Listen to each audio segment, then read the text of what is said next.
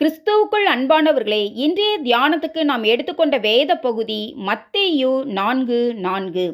மனுஷன் அப்பத்தினாலே மாத்திரம் அல்ல, தேவனுடைய வாயிலிருந்து புறப்படுகிற ஒவ்வொரு வார்த்தையினாலும் பிழைப்பான். ஆவிக்குரிய வாழ்க்கையானது அனுதினமும் ஆவியில் பிழைத்திருந்து வாழும்படியான ஒன்று.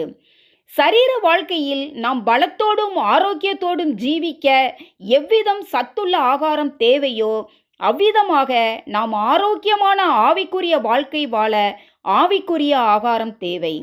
தேவனுடைய வார்த்தையே நம்முடைய ஆவிக்குரிய வாழ்க்கைக்கு கொடுக்கப்பட்டிருக்கிற ஆத்தும ஆகாரம்.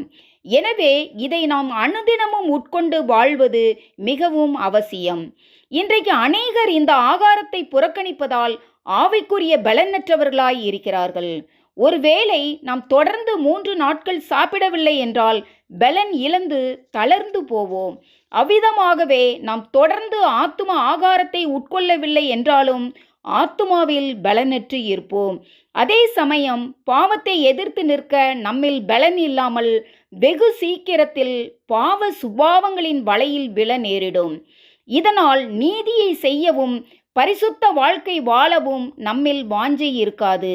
எனவேதான் சங்கீதம் 119:11 நான் உமக்கு விரோதமாய் பாவம் செய்யாதபடிக்கு உமது வார்த்தையை என் இருதயத்தில் வைத்து வைத்தேன் என்று தாவீது சொல்லுகிறார்.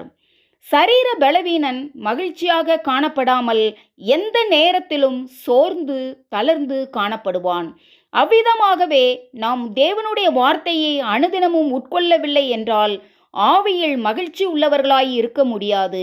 ஆகவே தினமும் தேவனுடைய வார்த்தையை வாசித்து தியானித்து நம் இருதயத்தில் பதிய வைக்கும்போது நாம் ஆவிக்குரிய பலவானாய் இருப்போம். எனக்கு அன்பானவர்களே, அன்று இஸ்ரவேல் புத்திரரை அப்பத்திற்கு பதிலாக வானத்திலிருந்து அனுப்பிய மன்னாவினால் போஷித்து பிழைப்பூட்டிய அதே தேவன் இன்று நம்மையும் தேவனுடைய வார்த்தையினால் போஷித்து பிழைப்பூட்டி நம்மை ஆவிக்குரிய பலவானாய் மாற்ற வல்லவராய் இருக்கிறார். ஆமேன். அல்லேலூயா.